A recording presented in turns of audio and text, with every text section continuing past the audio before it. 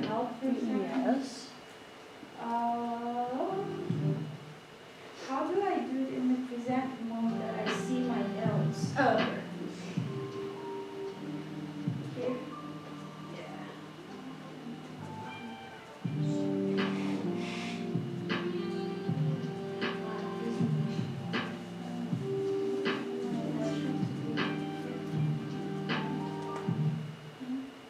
Okay. Perfect, so it is already. There you go.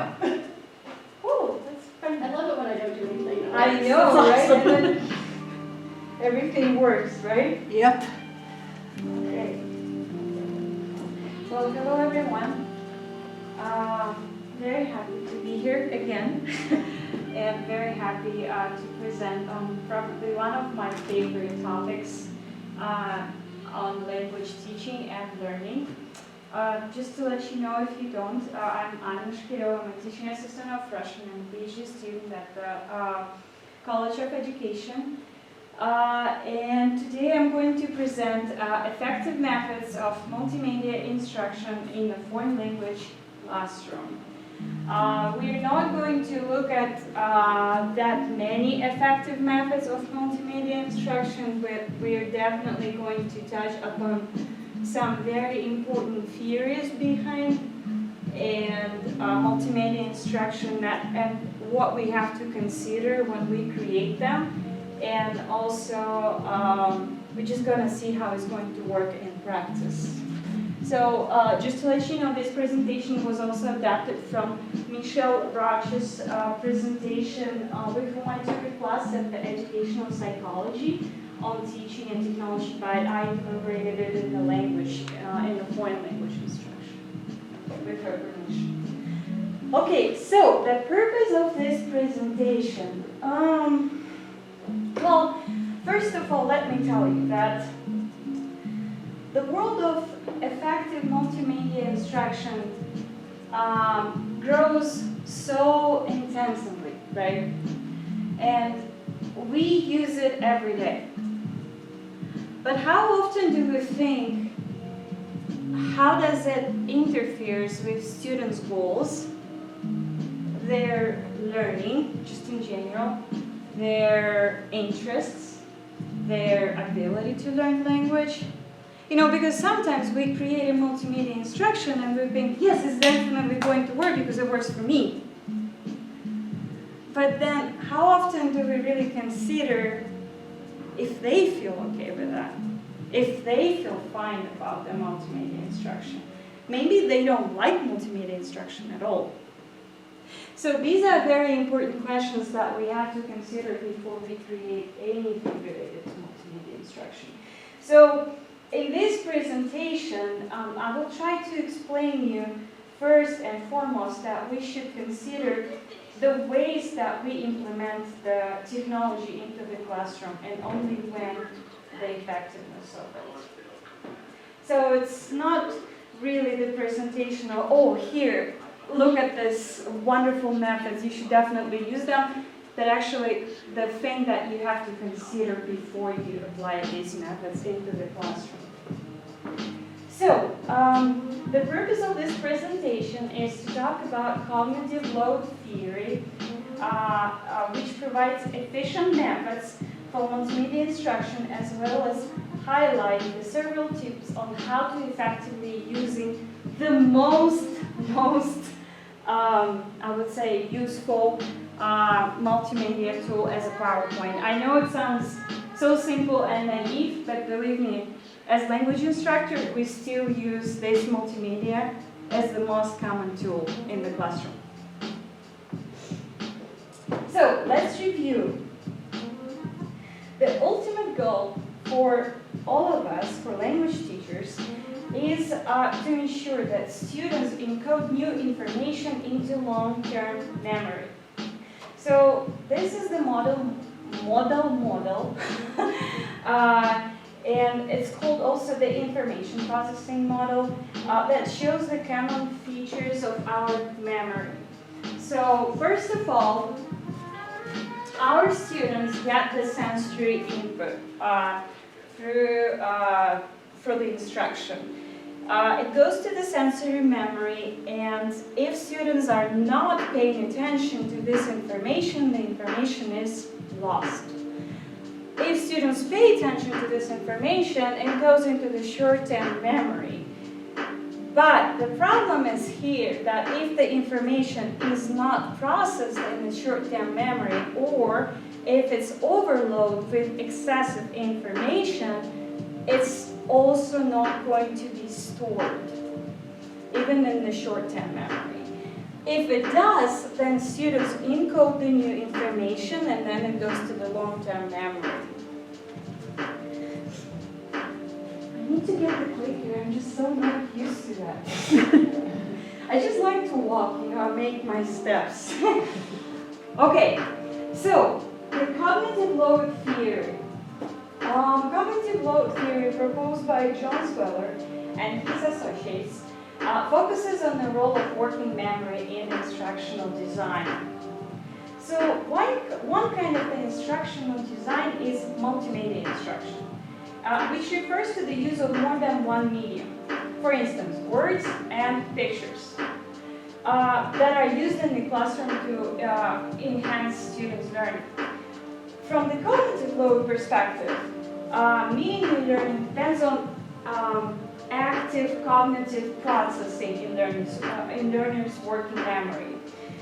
Since working memory can only process a few units of information, to be particular, students can only process 4 units of information in their working memory. We have a very big chance that the working memory will be overloaded with external information that might not be there at all. So the working memory can definitely be overwhelmed and cause an excessive cognitive load and decrease the processing of the information and learning. So there are 3 types of cognitive load. The first type is intrinsic cognitive load. Well, it is related to the inherent difficulty of the subject matter being learned. It is influenced by how complex the material is and how much a student already knows about the topic. It cannot be controlled. So basically, it is the information that has to be taught, no matter what. So this load is not controlled by us.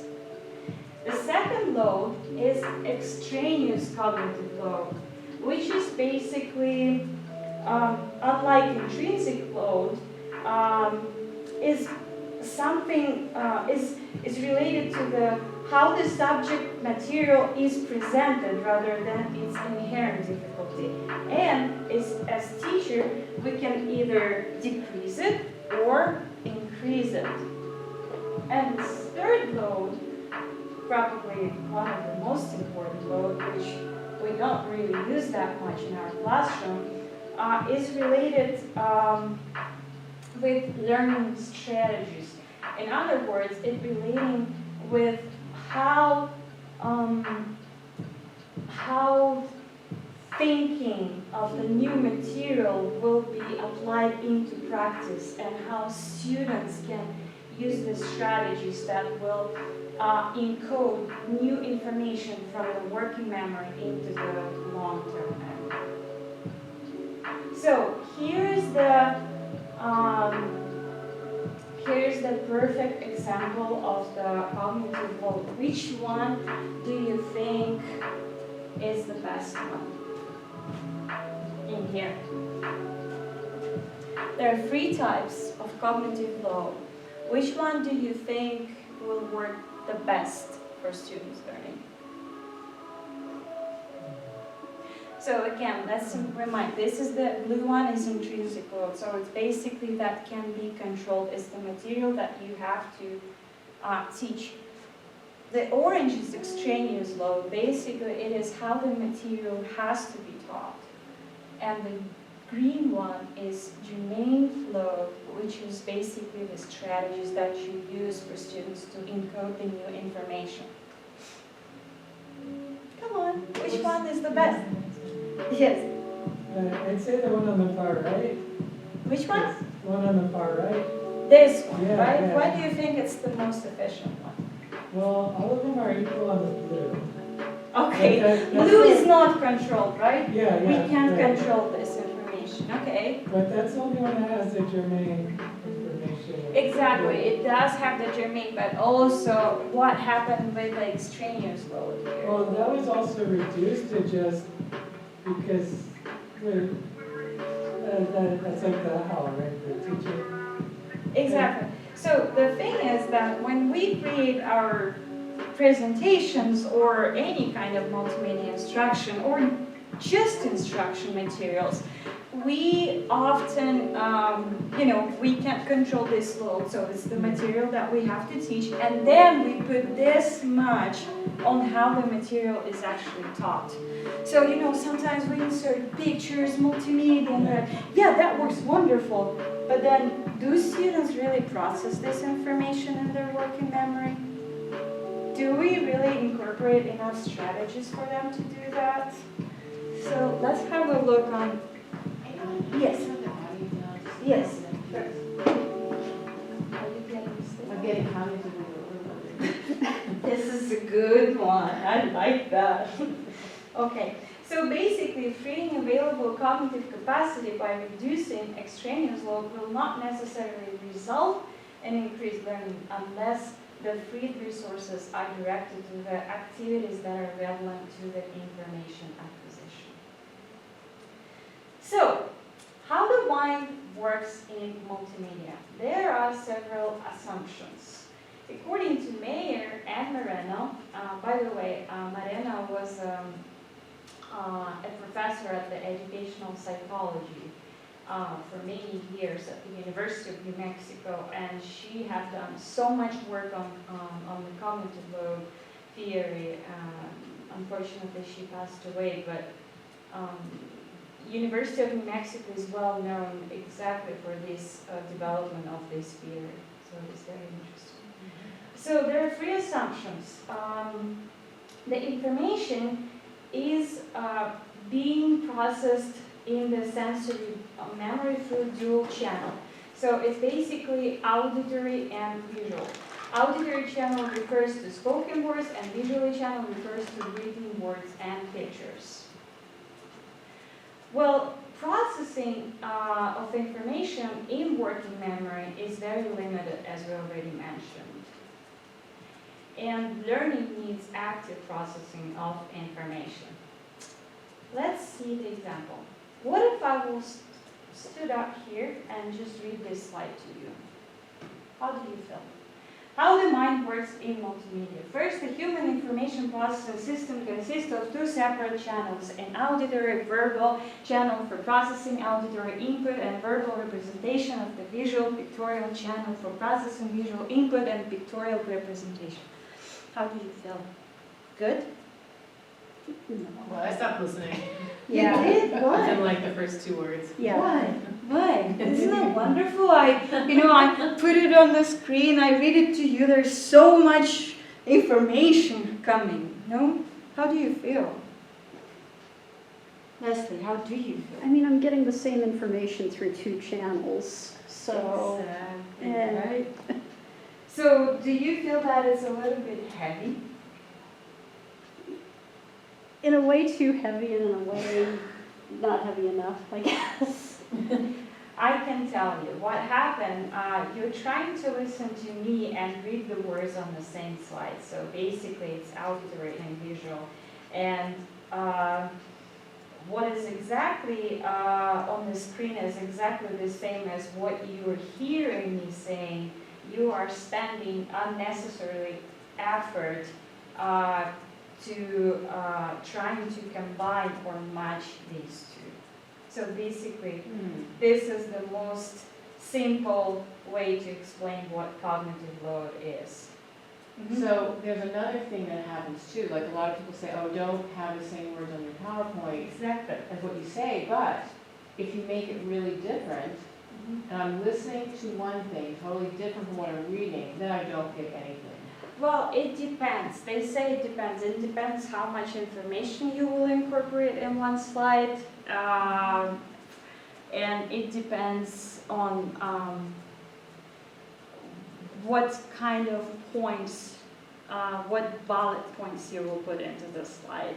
So it's definitely can't be different of what you're talking. So the meaning of the slide should be basically the same, but it shouldn't be word to word the same. Because if it's the same, then students just losing it because they are spending effort on matching these two. But if it's completely different, then of course you wouldn't understand what you're So talking ideally about. what you'd want is something that's, the text is short, bullet points, Yes, and then the explanation has much more in it. yes, But the bullet points would just be a few words. yes, just a few words. I would say not more than 5 sentences on this slide, but we're going to look at this a little bit more. So basically this is already cognitive overload. So do you remember this slide? Let's look at an example of applying some of the methods for reducing cognitive load. This is what we were just talking about. So this is called offloading. Limit the text on the screen, right? So instead of showing these 3 paragraphs, just make sure that it is simple, it has the most important things on the bullet points and no more. Students don't need to know other information. Reading, if I read it correctly, it's basically taking away the extraneous information. Use bullet points. And the last one, eliminating redundancy, it basically means don't read the words on the screen word to word. Use the words on the screen as guide or summary of your points. So this is very, very important. Well, as a language instructor at the beginner's level, I do use some multimedia instruction, and I'm not going to talk about the fancy ones today, as Leslie is going to give a presentation on virtual reality.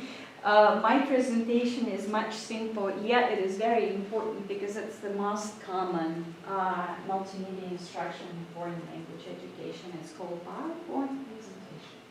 So let's move on to the tips for effectively using PowerPoint. So what do you think I just did right now? Signaling, right? So use the topic to signal the students where we are at. So you always have to make sure that you keep their intention and what is coming next. Okay, so when and why use PowerPoints? Well, first of all, it's a linear organization of content, right? It is a good representation of visual content, and it is a presentation of major points rather than primary medium for teaching. So basically, it's about guidance, but not about reading word to word what you have on the slide. And I mean, for language instruction, it's the same thing, you know. Although our presentations are pretty short and concrete, we still read word to word everything from the slide. And I think it's a huge mistake because we also have to make sure that we keep the students' attention. And if we just read word to word, it simply will be very boring for our students. Okay, so general tips. Well, again, guys, don't read your slides and don't use the slides as your documentation. It's a presentational tool, so use handouts as needed. Don't overload, so keep the slides clean. Do not match text, graphics, or extraneous graphics. Don't forget to build learner engagement. Put your questions on your slides, add activities, and to put directions on the slide. I want to ask you what kind of load it is. Incorporate questions and activities. What are 3 types of cognitive load that we were just talking about? Intrinsic, extrinsic, and germane. So what kind of load is that? Incorporate questions and activities. Is that the germane part? It is the germane part, and it is one of the most important load after the intrinsic load. And of course, have a backup plan. I don't, but it's a good tip. Yes, printed copies use, other drives, make accessible via the internet and whatever. Okay, so let's see the color. Why should we avoid using true green and true green colors together? True red and true green colors together. Think about it. Well, people are colorblind. A lot of colorblind people can't see those colors. Exactly. And they're complementary colors, so also sometimes they make each other too intense. Exactly. Any other ideas? I think we've got meaning tied to green and red, like red is stop and green is go, so that's, Good, right, yeah. we've got like a positive and negative cognition tied to those colors. And you know what was funny? I mean, you're exactly right, but before I created this presentation, and I look at my slides right now, and I'm like, oh my God, I do have green and red color together. Because we have to highlight several forms of verbs or nouns in our presentation and how they change. And then I started to notice that I do use a green and red, and so now I'm like urgently changing the colors in my presentation. It is very important, because there are actually a lot of students who are colorblind. Okay, so, and again, red is also very hard to read on the screen. How about this one? I can't even look at that for some reason. It No. looks like it's blurry somehow. Like it's, I don't know why that would be. Well, they say yes that patterns are not good for reading, so make sure that you use more contrasting colors such as black, white, and gray. So, I mean, it's nice to have a colorful presentation, but again, think about students. You might enjoy looking at your computer, but if they sit in the classroom, the light might be very different, and students might look at this different, especially if it's their like 4th or 5th class, their eyes could be just simply very tired. Okay, how about the use of fonts? What do you think? This slide demonstrates the font choice. Well, of course I can rely on the font size recommendation because it depends on your font choice, but what do you think? Which ones are easier to read? How about all caps? No. No.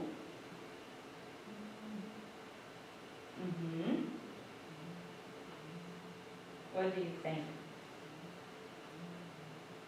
Well, the easiest There's a one to lot. read is the sans serif one at the bottom. How about the second one? The serif one is also Uh-huh. easy to read, but you have to be careful with those serif typefaces, especially as they get smaller. Exactly, and also there is a lot of research that says serif, right? Serif? Serif. This is better for printed, Yeah. and this one is better for multimedia instruction. So it is very important that you also pay attention to that. I mean, I know it sounds like, oh really, yes, it does matter when we create the PowerPoint, and of course no cursive. Please don't incorporate cursive in your PowerPoints. I Yes. have a question about this because we're noticing this is an issue in Arabic, for instance, that because we stick with the same font just to keep things clear in PowerPoints and in homework and that kind of thing, but then students are utterly unable to read any other kind of font, and we feel like we're failing them in this regard. So I'm not sure if that's the same with Russian or other languages. That I'm trying to use one font for my presentations, all of them, just one. But for me, what I found is really hard, for instance, when I use, because in Russian there's also cursive, and it looks completely different.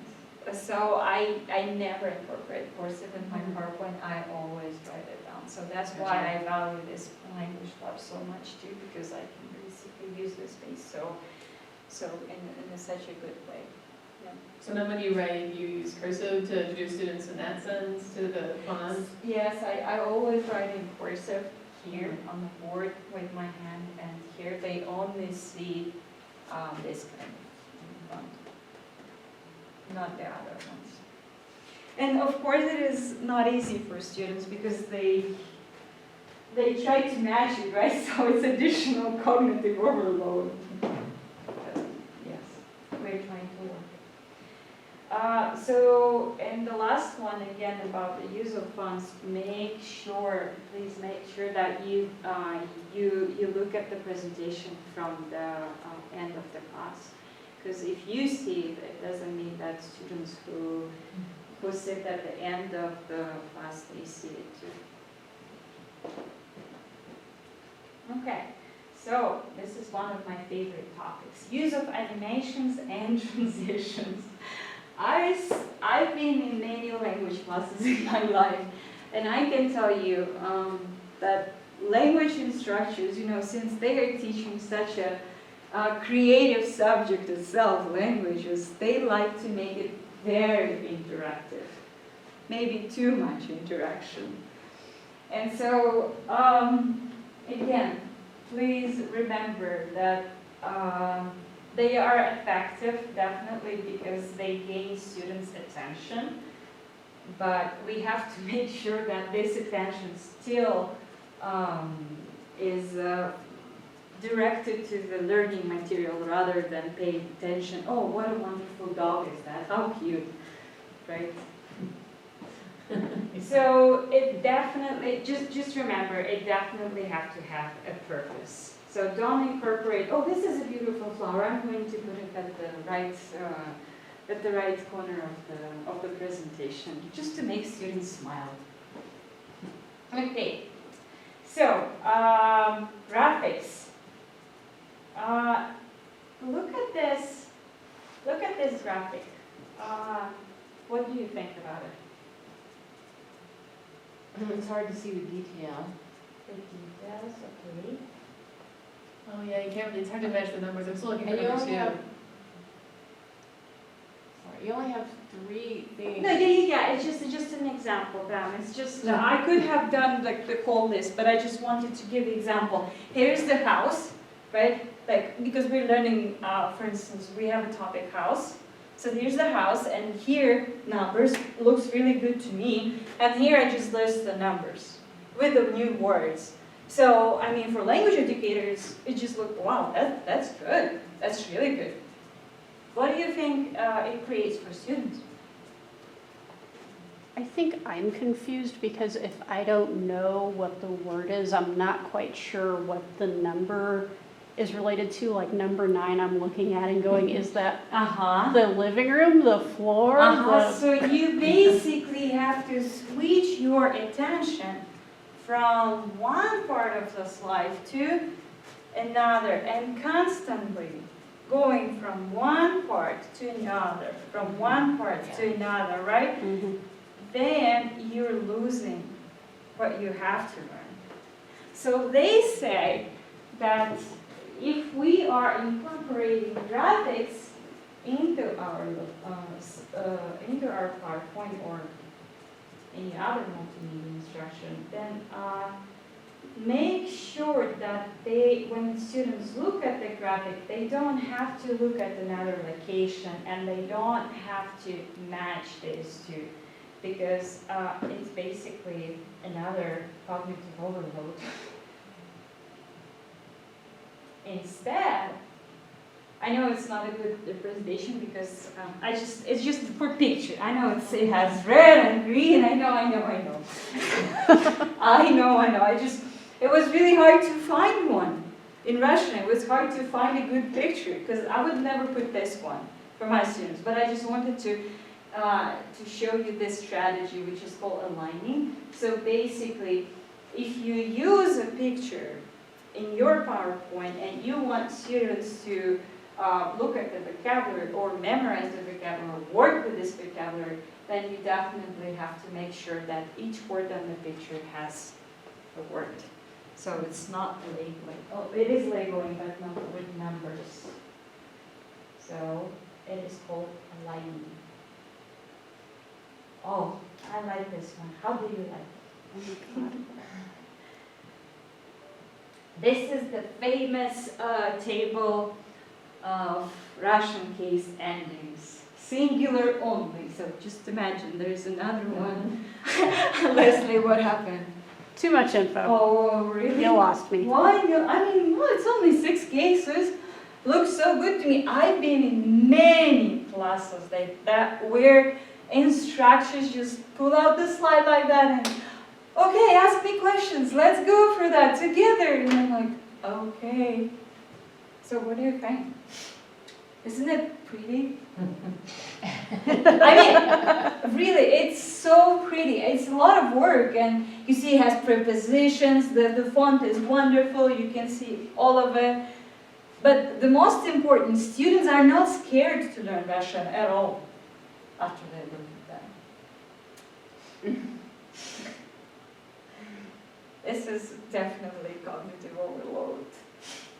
The big one too. But the worst one is that it really demotivates the students to learn Russian language. Now, when you talk about this, though, you're just talking about for a presentation, because there's just times when there's a lot of information, and no matter what you do, it's going to be complicated, and you just have to, but not for a presentation. Well, what they advise us to do, if there is an information that is in this kind of way, for the presentation, the PowerPoint, what you have to do, you just have to show this. So basically a chunk of the table. But what I did, when I started to teach Russian, I just printed these charts for them. So it was used as handout. But I would never, even this one is too much for me. I mean, I never showed it to my students, but I've seen a lot of teachers who just like to put these huge tables with cases, explanations, and nothing beyond this, and it was just really bad. So here's the nominative. This is how you can do, well, make it bigger, and also, even if I would stick with this slide, I would definitely put the strategies, or examples, or how to make students incorporate this material into practice right away. So I wouldn't just leave it like that, and it was like, okay, students, let's learn it. It wouldn't work with them. Okay, so to conclude, I wanted to remind you that cognitive load theory really matters, and it provides a lot of food for designing instruction and multimedia. Today we covered just, a tip of the iceberg. But if you go deeper, there's so much interesting to look at when you consider your multimedia instruction. And just remember that learners need to actively process, organize, and link multimedia information or content in working memory, and we have to ensure that multimedia activities that we use in our classroom do not overload it. So it has to be effectively used and purposeful. That's it. Thank you. I have some questions for you. What do you think about Prezi? Do you use that at all? Or just I like Prezi. Yes, I like Prezi. But as a student, I never use it in my language classroom. I never did. But when I was a student and when I took some foreign language classes, some of these teachers used Prezi. And for me, it was hard because I didn't like the transitions. This is where I was lost. It goes from one direction to another, and I was like, and because it's not linear. Yeah. And so, I don't know, it didn't work for me. Language learning, I don't know, I think it's all about content that you put on this Prezi, but personally, I just don't like a lot of movement on the material that I'm concentrated on. I have a question for you. The fonts, I think The fonts? serif was printed, but what was the name of the one that's electronic? Sans serif. Sans serif, yes. Sans- Yes. So the one that's used in the books, and another one is preferably to use in the PowerPoint or any multimedia. They say it's better. I didn't know about that. So now I'm redoing all my presentations. Yeah, it helps so much to give presentations at Language Learning Center. You know, you give presentation and you're like, oh, maybe I should look at my teaching instruction now. So there's no absolute, there is no perfection. It's just, it's all about improvement every day. Any other questions? I mean, I know it was not a lot, but I just think it's very important to consider the cognitive load theory, especially that we had a professor who basically contributed so much to the field from the university. Oh, one more question. At the beginning, you said 4 units of information. What is a It's unit? chunks of information. So I'll think about them as concepts. Okay. They say we can hold only 4. Okay. And when you said audio and visual at the same time, does that count as 2 automatically? Yes, 2 automatically. So it's basically, it should be also word to word and word to word on the audio. So if I show you this slide, I mean, this is not going to affect your cognitive load. Thank you for your attention. Please email me at, well, I already said something else, so it might be working. But if I would just read the whole presentation word to word, then we will spend some more time on matching these 2. This is the cognitive load. So I am thinking when I did this presentation, you know, we have a lot of subtitles, right, in language learning. So I am thinking about this. How does it affect our cognitive load? Whenever you watch movies in foreign language, you have to read the subtitles, right? How do you feel about that? I'm used to reading subtitles all the time. But I know it bothers a lot of people. A lot of people don't like to do it because they can't watch. Yes, They right? have to read. What about you, Leslie? I also read a lot of subtitles, but anything that is subtitled, I usually watch it twice, just because the first time I'm doing all the reading and the second time I'm more enjoying what's going on. Yeah, I always put subtitles on every movie I watch, even if it's in English or any other language. I like it. I think I'm just, since I'm a bilingual person too, I think I'm so used to that. But when you think about learners who just started to read, who just started to learn foreign language, I think it can be very challenging. Sure. There's a wonderful application, not application, but a website. It's called 3 Ears for Russian language. And so what it does, it has a lot of videos, really simple videos. I mean, it depends on the level. And the inventor of this website, a good friend of mine, so he puts the video on this corner, right?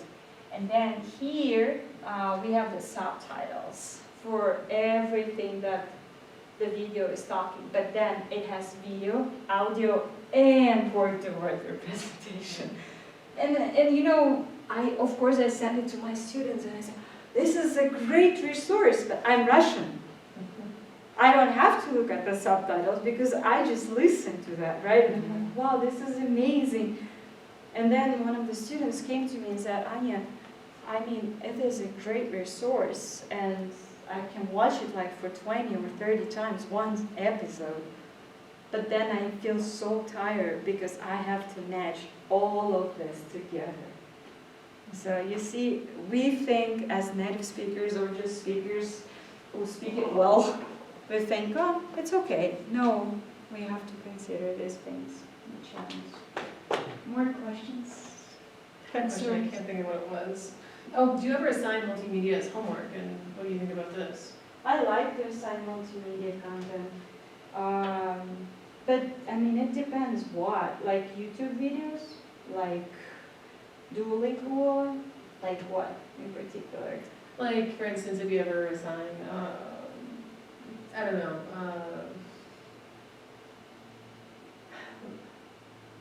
that's a good question. So, I mean, multimedia is such a Broad catch-all definition. umbrella term. So, for instance, we had this website that we used to use that for reasons I don't want to get into, it sucks now. And, but, you know, you could like have a list of vocabulary, you could click on the word, you could hear the word, you could click on a sentence with the word involved, and then you could do fill in the blank kinds of stuff, and get return, they get feedback, and we're having to explore their vessels of the business website and basically create our own now. I do assign this kind of stuff, not this particular game, but I mean, the most common is probably Duolingo, but I don't think it really overloads the cognitive load of the students. Quizlet for sure. Games, yes, there are some games in Russian. But again, I am trying not to incorporate too much. Because, you know, I just feel that some students are just simply lost. Yeah. And that it creates some issues in the classroom. Even like the most simple things too. But I like technology myself. I think it's great. I just think that we have to be careful with that. Language is still about communication, right? So when students talk to each other, it's better for me when I see it, when it's happening, when it's alive. But as an additional resource to enhance some language skills, for sure. Yeah. I personally like to use multimedia for myself when I learn languages. I do like, but again, it depends on personality. This is an issue for us because we're not using a textbook anymore because this Oh, you website don't issue. at all? Yeah, so we're migrating everything to Google Drive because we don't want to use Learn because then students don't access it, or Yeah. they can't after the course is over. Yeah. But we have to use Learn, so then we have this multi-platform issue, and then we're going to yeah, it's we're getting better. And so But, how students feel without textbook though? for the most part, students who transition from using a textbook to not using it are 100% in favor of it, but because the textbook was so bad. It was bad? Yeah, there aren't a whole lot of good ones for Arabic. It's like, well, write your own, but the problem is you make your own. Yeah. It's static and you can't really change it, and it goes in the hands of the publishing company. Students, however, who are at first like, hey, how about not using a textbook? They hate the idea because they want something to hold. To write on, too. Yeah. Make notes. They don't want to have to learn how to type. They don't have to learn how to, to have access to the internet to be able to do their homework. All these issues. So we have to be sensitive to that too. But it's creating a problem. I think eventually what we need to do is a course packet or something like this. Yeah, they can like hold on I to it. think so. But having said that, it's an issue because then we won't be able to like link out to the article we want to read. So you can say, hey, you can read this article. Look here if it's out in the wild or something. But then too, you know, it's all on the internet. It's also internet based. We have to be careful, Yeah. like you're saying. Yeah. Yeah, the thing about course pack too is they get to set everything up in advance. If something's not working, if you have that course pack, you're stuck. You have to go with it. There are a lot, yes. Yeah. There are a lot to think about.